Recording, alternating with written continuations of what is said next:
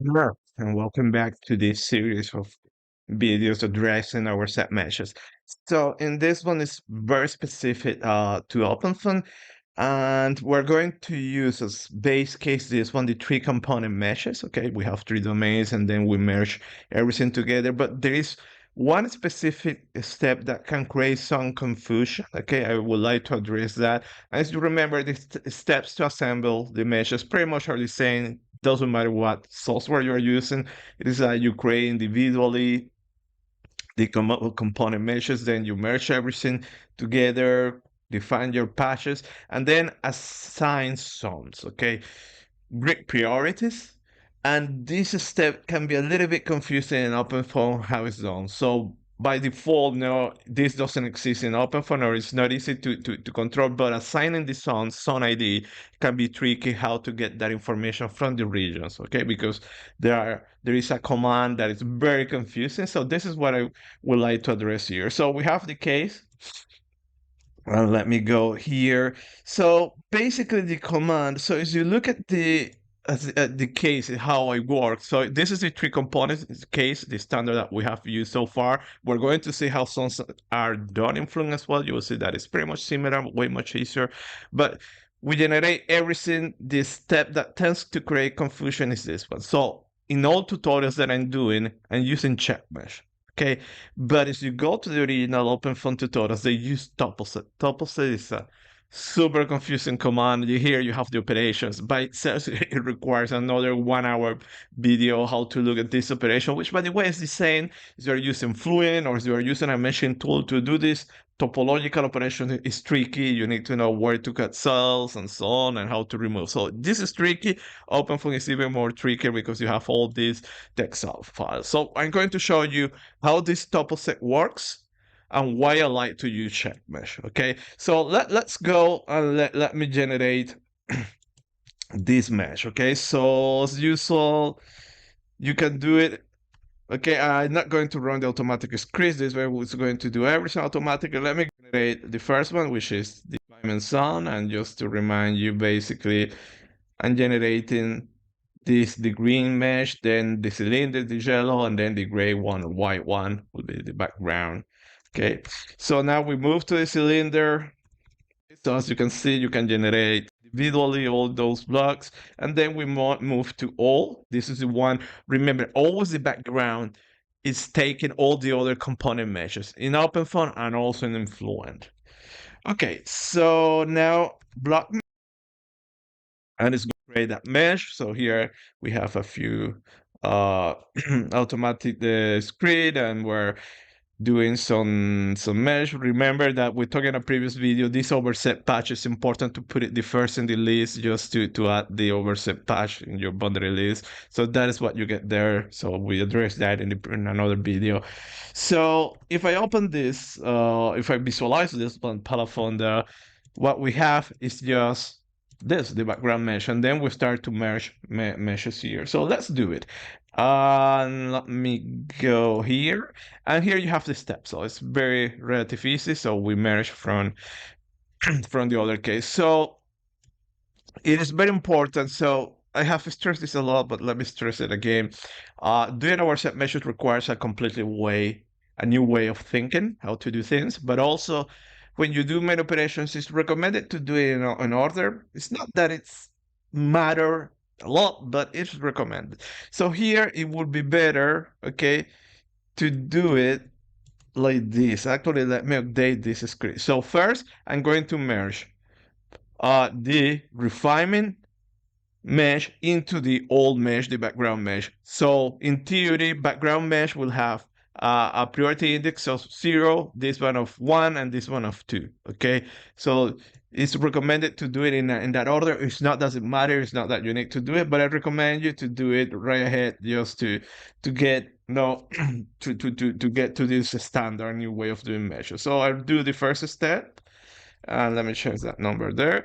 And I already merged there. So let me go back here so we can have all. So I will update this file so you can download the new one. So now that I merged there, I go to paraFoam.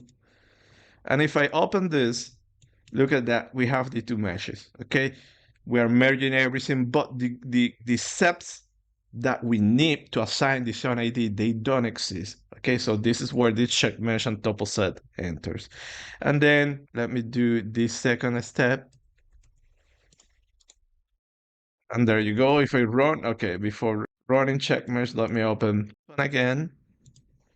And I put it here. And look at that, you have everything there. So at this point, we assemble the whole set, Overset set.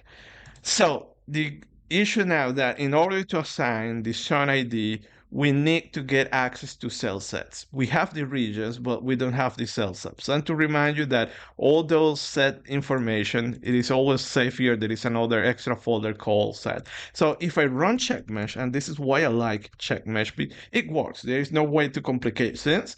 Look at that. It's going to check your mesh quality, but it's going to detect that you have different regions. As when you merge, you have regions. Okay, it can be a merging here, like I show you, that is overset meshes, or it can be a fully body fitted mesh.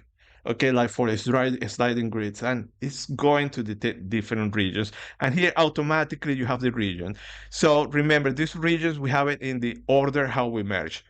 Block mesh, refinement zone, cylinder. So that's why I recommend you to do things in order, because then everything will be straightforward. So if I open here paraFoam, we can visualize everything, but let me do something.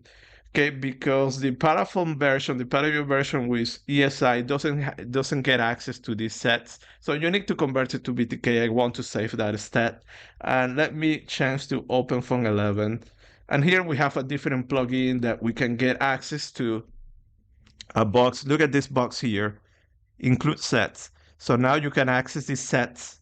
Okay, where are those sets? Here, let me refresh, see here. So this is the information that I want, okay, that I obtain it using checkMesh. So if I access those sets, you are going to have it there in the bottom in this case. Region 0, so let me go, region 0. It's only the background. That's what we did it. Then region 2 will be the refinement zone, only the refinement zone. And then region 3, you have the cylinder. Put on, and there you go. Different regions, each color here will represent a different zone ID. So the next step will be create that zone ID. That is done, and we haven't done so far. We have done this so far, but just to remind you, that will be setFields. So you go here, I think it's this one, and this one, see that we access that set region 0 and give us zone ID. These are those, in theory, those priorities. Let me update this one, because region 1 will be zone ID 1. So let me put everything in order. Region 2 will be zone ID 2. Okay, so we have priority cylinder. The one on top will be the highest priority. So this is one of the deficiencies I already mentioned in OpenFOAM, that those priorities, they are not well defined. So what we're doing is that priority 0, 1, and 2. Okay, so the one that is cutting holes, we put it the highest number. Okay, so it's not that it's super important in OpenFOAM, doesn't work very well, but in Fluent, it's very important because you can have more control. And that is advanced stuff that we're going to check later. So this is what we happen. As you see, using checkMesh is super easy. So now let's do it the OpenFOAM way. Okay, the way I don't like. So checkMesh is my way. This is the way to do things because it's more efficient. Now with topoSet, okay, here we have the dictionary. So let's run the command topoSet. So at this point, okay, let's run this one, that we enable everything. I put some comments here. Very, very important. This topoSet, there is a new option that only you have it in the ESI version, which is this one. See, that is regions. Okay, plural here. Okay, the standard one is region to cell. This one you have it in OpenFOAM 11, 10, whatever. Regions to cell, you don't have it in OpenFOAM 11, whatever. Okay, this is for ESI. It's specific for this stuff in overset meshes, and it can be very confusing. So everything is enabled here. Let me run topoSet. So if I run topoSet, okay, remember that you need to go 23, Okay, so topoSet, give him the problem here because see that in this one, regions doesn't exist, okay? And there you go. So look at that. We created now cells C0, C1, and C2. And pretty much we did the same. And let me go constant polymer sets. Okay, you have it there. So we can access that information. It's correct. So C2, 1600, C1, 40,000 something, and C0 is the 8,000. So this is okay. And let me open here paraFoam just to visualize the sets and show you every so go here, open, apply. I want access to sets. Okay, and you have your sets here in the bottom. Okay, so you have C0. Okay, there you go, your C0. Then you go C1. Okay, in this case, it is a cylinder, so I need to update. I will update this one to have it. And C2, it is the refinement side. So we have everything there, and now let's work here. Let me do here. Let me do. So now you start to see that since here can be a little bit confusing. Okay, so let's go here and actually let me do something. Set fields. Let me leave everything as it was because then I would create confusion. I will confuse you at a higher level, and I don't want to do that. Okay, let me go here. Okay, I went to the original state. So let me run checkMesh again, topoSet, so it OF 2312, checkMesh, and topoSet. Okay, so we went back to the original state. And so I was here, and look at that now. Let me comment this. Okay. So I hope now you are getting the idea that checkMesh is just one simple command unique to create an additional dictionary. Everything has been detected automatically. Let me erase all those sets. So if I do topoSet now, topoSet is going to create C0, C1, okay? And let's visualize what we have here. So let me show you the paraFoam that you have with the ESA version. See that option here to select sets, you don't have it there. So that's why, for some reason, the other one, you have that plugin, which will save you that extra step, because otherwise you need to convert to BTK. So it's an extra step. It's not like it's super difficult, but okay, so C0, this is what we have. Background. Now we go C1, and we have this one, but see that now we have this too. So the logic here will tell you, okay, let's redo another step here in topoSet, and we can put this pointer somewhere in your mesh, and then you can start to do the splitting. So in this case, probably you can go and say like, okay, let me put this pointer somewhere 10, 0. So I know that 10, it will be somewhere here in the domain here. Okay, so you see the pointer, I think it's very somewhere there. So if I put it there now, I will be able to split it.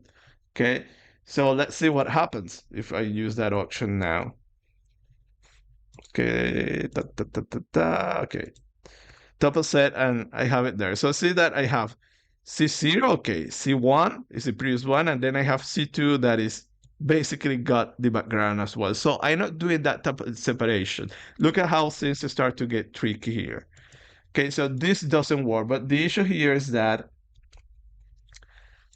we need to use the option regions because we have multiple regions that we need to do the discrimination between one and the other. So let's go here and let me do it now like this. So now I use this one regions to cell.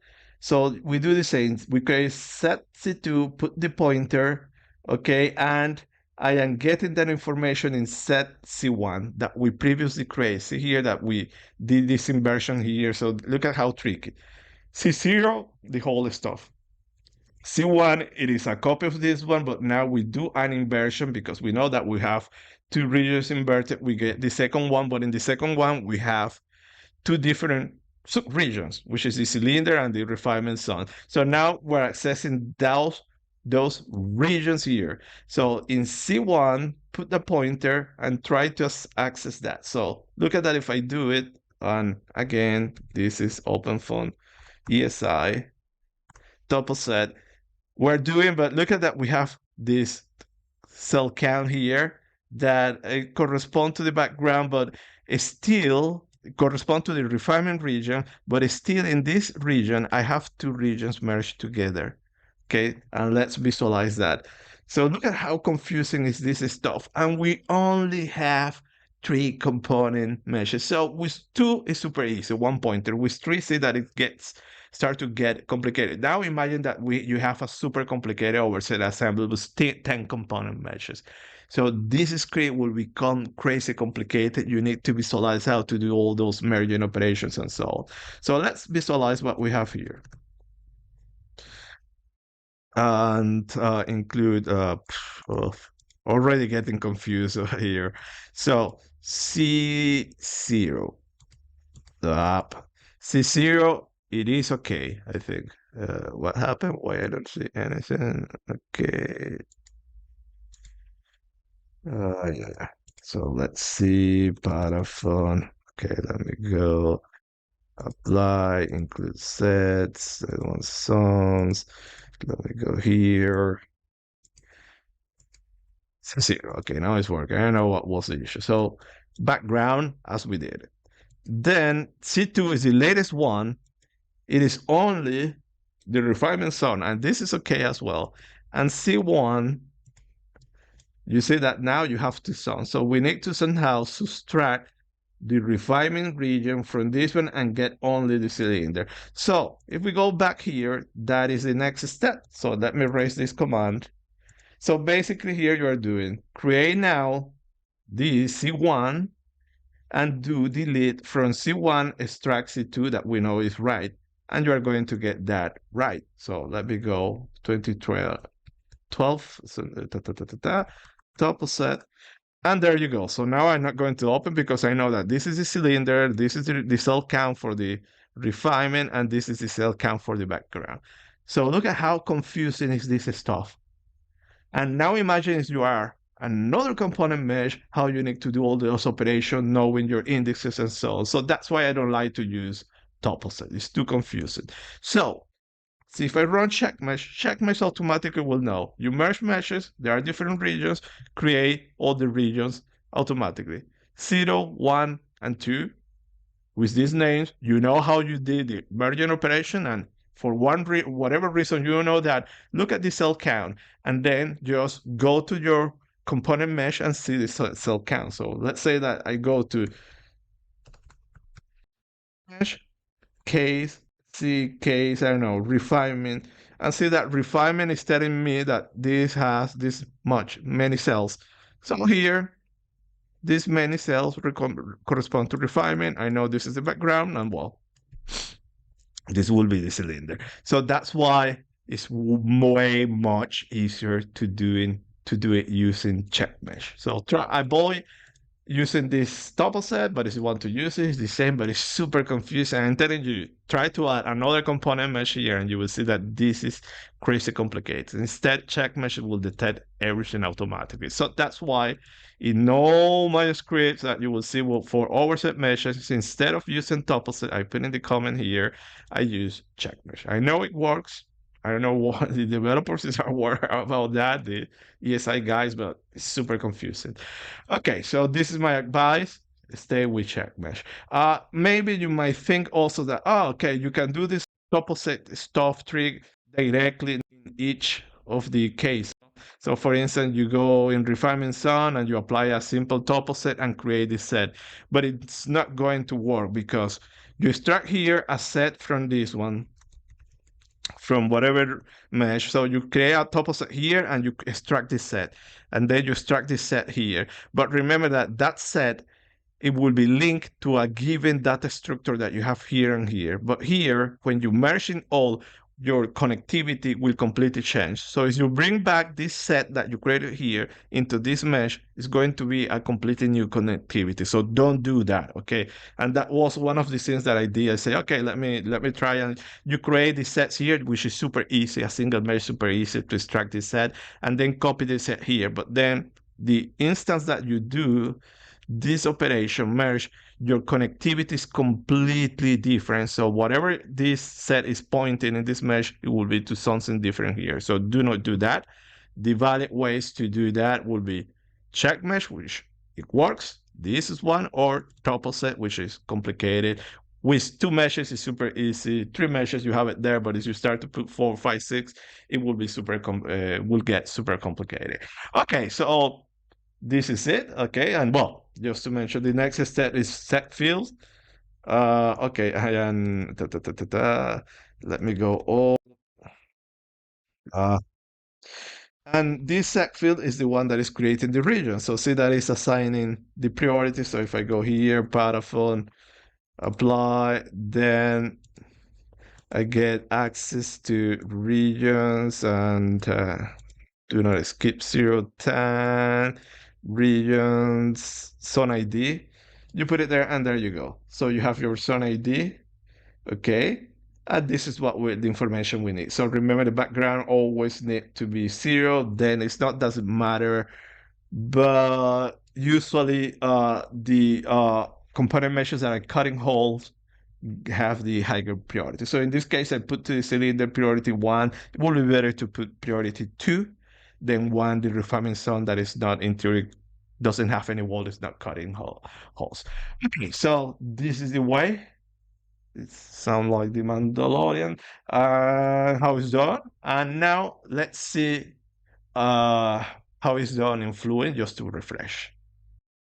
Okay, so let's see how it's done in Fluent, just to a short reminder. So we're going to open exactly the same mesh. So remember that OpenFOAM, it is fully 3D. So here we're going to read a 3D mesh, even that we have it we want to run a 2D case. We already talked about this, how to set up this case in Fluent. I'm not going into details. So I'm using Fluent 2023 student version. The 2024 is already around, so yeah, I guess I need to update. So to read here, just it's a 3D case, then we do the equivalent to the empty stuff. I showed that in another video, double precision, give the path where do you have the case. You can download the case in the video description. It's exactly the same case, and let's run. Okay, we launch Fluent.